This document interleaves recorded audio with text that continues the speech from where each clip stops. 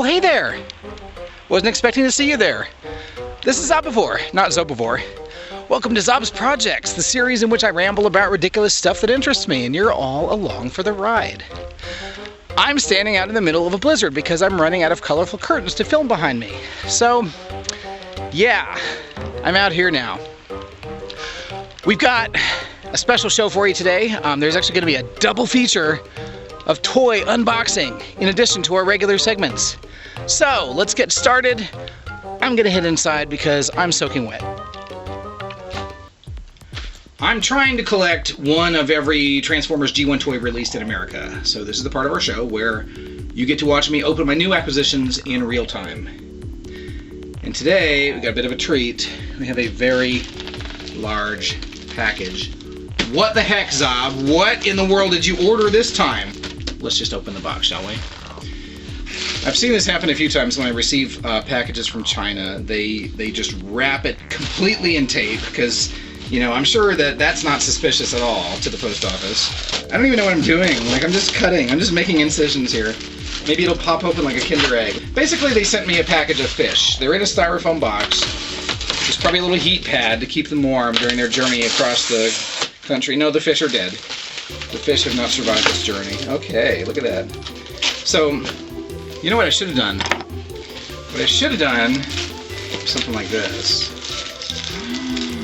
Look at that, isn't that beautiful? Okay, so I do own a Scourge toy already. This is not an authentic G1 toy, just so you're aware. Just want to be completely transparent with you guys. This is in fact an unofficial Chinese reissue, but it's gorgeous. There's more toys in here.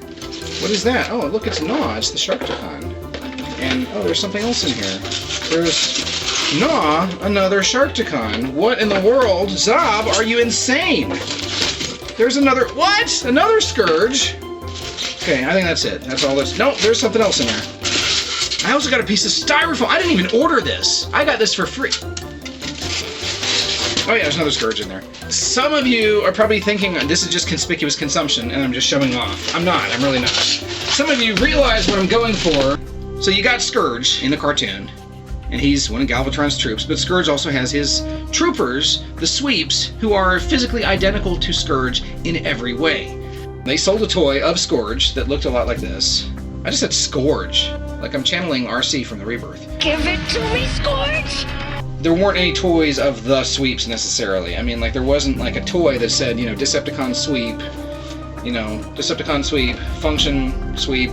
Obviously, since the Sweeps are identical to Scourge, what you do is you get several Scourge toys, and then you got yourself a Sweep team. One of the things I've always wanted to have was an army of Sweeps. I got probably my unofficial Chinese reissue of Scourge and Cyclonus a number of years ago. But I thought, isn't it decadent to ask for Scourge and Cyclonus again?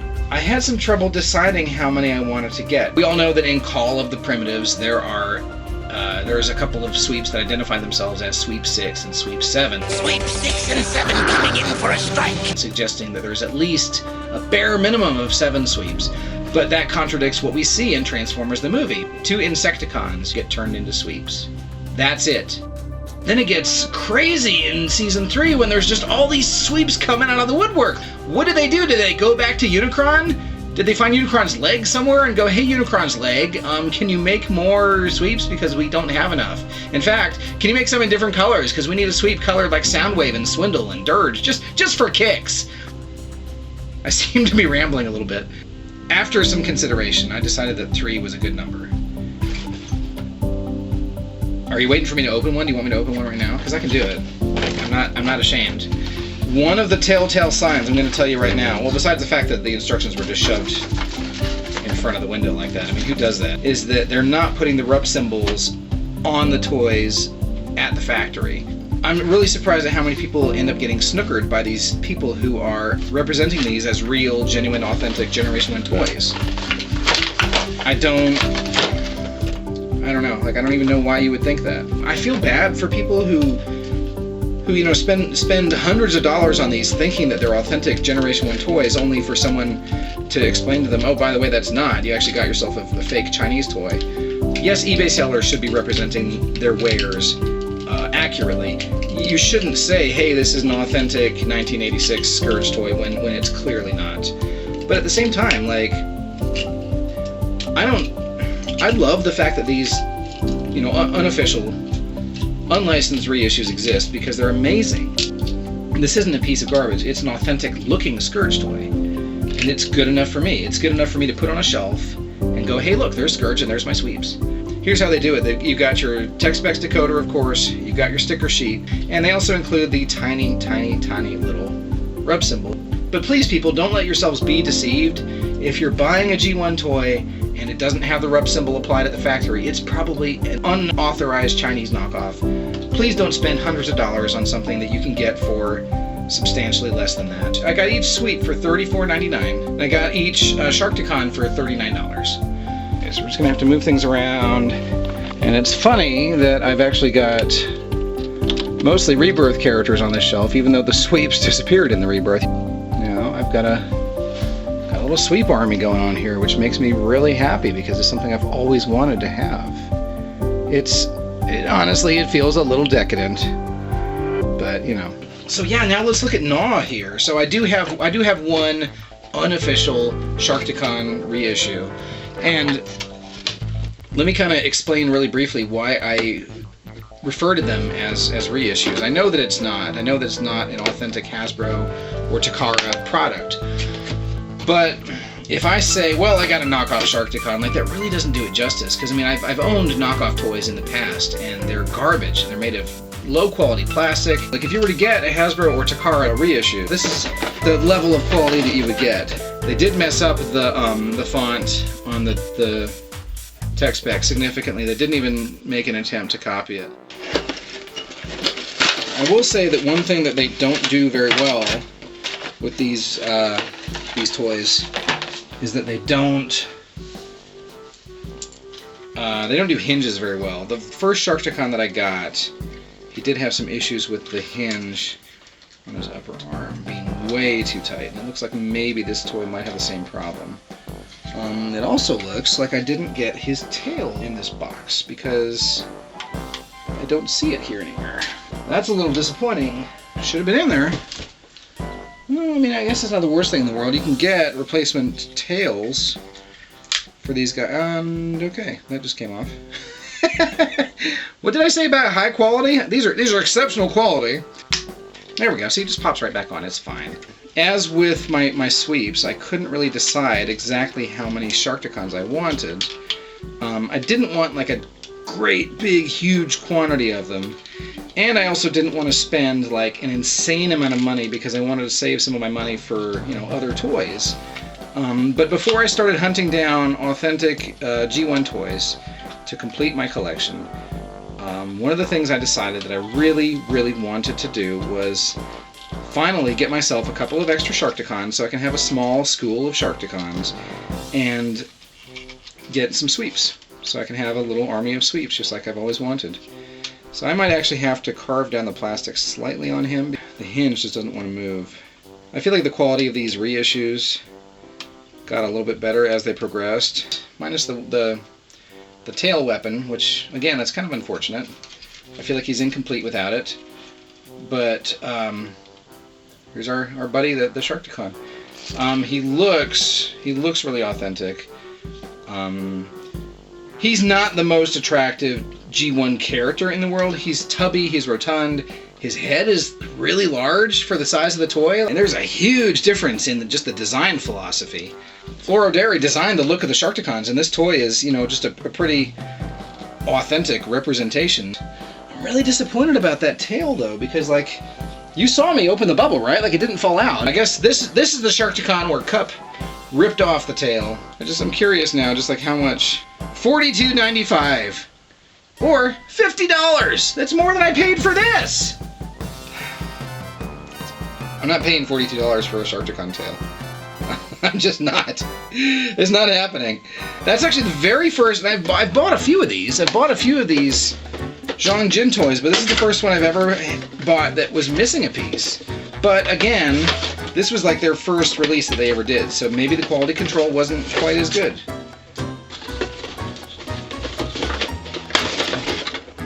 So This one's got a tail. See, it's in there. It's right in there.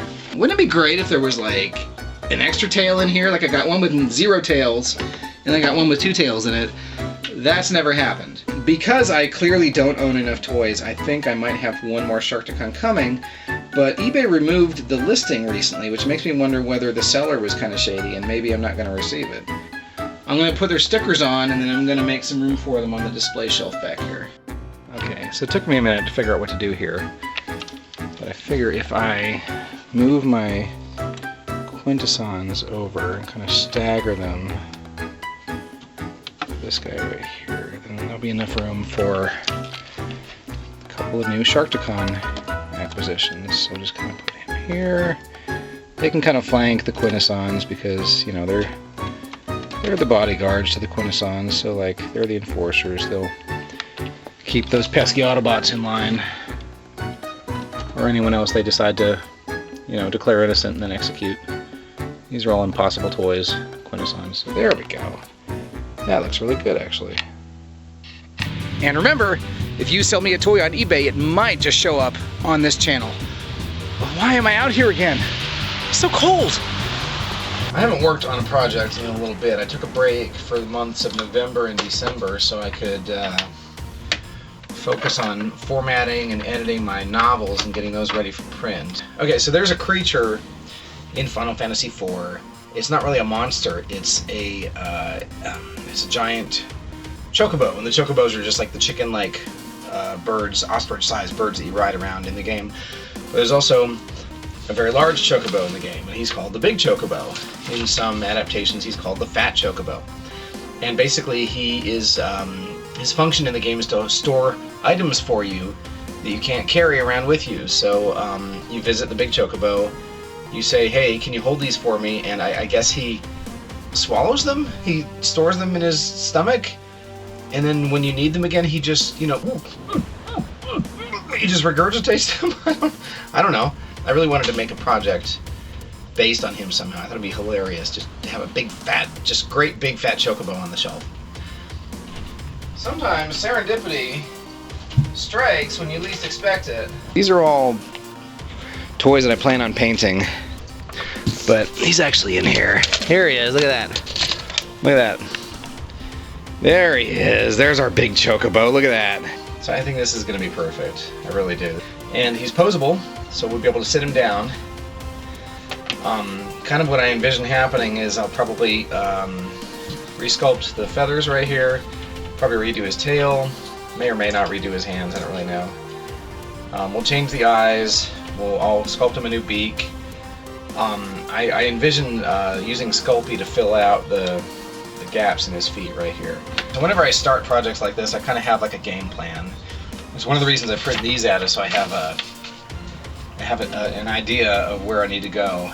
So he's going to need feathers like on the back of his head instead of this tuft on the top. And I don't really think I can use this tuft for anything. But once I cut it off, it rotates. It's actually like on a peg or something. You can do like different hairstyles for Ducky. You know, he could be like, there's casual Ducky, and there's formal Ducky. Okay, I'm doing it. I'm making modifications to these toys. There's no turning back now. There's no taking this back to Walmart. I've cut myself so many times, it's not even funny. But it's not a tragedy. You just put some pressure on it until it stops bleeding. You put a band-aid on it, and you get back to work like it's not a big deal. The Big Chocobo, there's not very many sprites, not very many game sprites to work from. Okay, so we got one eyelash done. Billy. My children are stomping around like a herd of elephants upstairs. I love that when I do that. So this is kind of what I use to do a lot of my cutting, a lot of my painting, a lot of my sculpting. I'll just work on this surface right here. Not that you care, not that you really needed to know that, but I'm just sharing it with you because I'm talking, because this would be a really boring video if all I did during the entire video was this.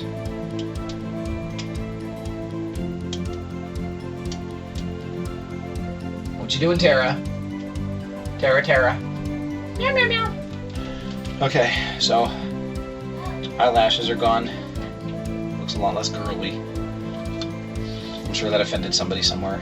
Now for this tuft of hair on top of his head. That's got to go away. Okay, so we'll put this tuft of hair just in here for later. I have to cut off that beak. It's going to have to go away because we're sculpting an entirely new beak for him. Sure is a good thing that toys are made of plastic. This would be a lot harder if toys are made out of metal. Now he's a kiwi. After I'm done cutting pieces off and sculpting new pieces for him, he's going to get a fresh coat of paint. I mean, yeah, he's already yellow, but I mean, like, the shade of orange is going to need to be lighter. And I might do something, I might do like a paint wash to bring out the sculpt on the feathers. He's not going to be this bright yellow. Okay,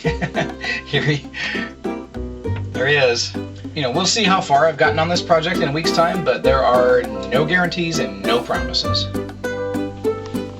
Actually, I guess he can't make that noise anymore because he's got no beak.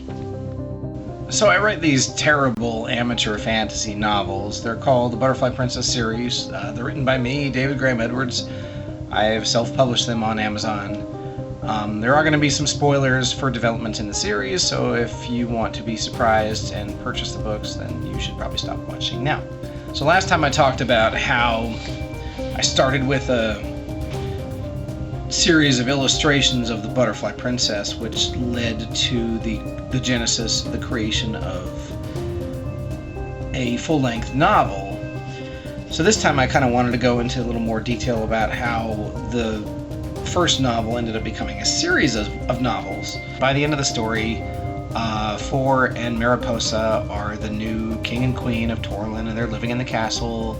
The third character, Christabel, who I'd mainly introduced to create a love triangle and create some tension. Let's just kill her off. Okay, she's done. So everything's tied up nice and neat. When I started thinking about doing a second book, I kind of delved a little more into that scenario. So at the beginning of book 2, it kind of explores what it's like for Four and Mariposa living in the castle. Mariposa in particular doesn't care for it because she is used to being living in the forest, so living in a artificial stone edifice without greenery or foliage is kind of weird for her. A side character named Lady Diorwin, who's the castle chamberlain, becomes a bigger player in book 2 because she's kind of advising Four. He has no idea what he's doing on the throne. It kind of comes out that maybe she has some ulterior motives. In fact, maybe she had something to do with like the death of the queen, and maybe even Christabel's death at the end of the first book. In book 2, instead of giving the characters everything they wanted, I wanted to just take everything away from the characters. Diorwin basically tells Four, hey, from now on you'll do what I tell you, or I will expose you as a criminal and a thief and a fraud. And Four is not one to submit to that kind of manipulation, so he's just like, see ya, and so he leaves, and so he loses everything. He feels like he's lost Mariposa, he's lost his home, he's lost the castle.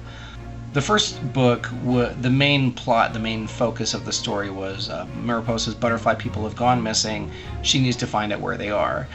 In book 2, I wanted to do kind of a bigger adventure, sort of a world-spanning quest. So book 2 is called The Quest for the World Breaker. Book 2 kind of goes into more detail about how the neo-medieval world that these fantasy characters live in has some remnants from what we currently consider the modern age. And so there's several interested parties who are after the World Breaker. The Moth people are back. Book 2 introduces Mirabelle, who is Christabel's sister, and Mirabelle has a stolen airship and a crew full of goblins, and she wants to get the World Breaker so she can launch it and destroy the moon, because Mirabelle has discovered after looking at Christabel's journal that the reason the moon disappeared in book 1 is because its orbit has become erratic and it's going to collide into the Earth. And I'm always kind of thinking one book ahead, so like while I was writing book 2, I had some ideas for book 3. One of my beta readers actually pointed out to me that a lot of people seem to be falling for 4. And I decided, well, you know what, I'm gonna write that into the story. I'm gonna create an in-universe reason for it. When the cataclysm took place, it also did something to humanity and gave each human kind of a special psychic power. So 4's power is in fact to make women fall in love with him. but he remains unaware of it until a pixie named Wazipaloo points it out to him in Book 3. He gains access to a device called a fate shifter, which allows him to revisit events from his life and try to rewrite them. But he quickly finds out that it kind of has a butterfly effect, if you will, in that changing one event from the past makes the future unravel in ways that he doesn't necessarily foresee. Book 3 is also about this gigantic war machine, this juggernaut that's built by the dwarves. They just call it the Giant, that they're going to use to just smash the Elvenwood because the dwarves and the elves are enemies. But that's about all the time that we've got for this installment. But next time we'll deconstruct some of the specifics about the series. Until then, I will keep writing. And then just keep in mind that there is no such thing as writer's block. If you think you're stuck, then you're right. But if you think you can write a book, then you are also right. Thanks for watching my videos. I know your time is valuable and I appreciate you choosing me. And if you click the like button, it means that you watched the video and enjoyed it. Click that obnoxious Z with the exclamation point, that's how you subscribe. And if you leave obnoxious, rude remarks in the comments, then I don't like you anymore. I will see all of you here next week. Maybe not out here though.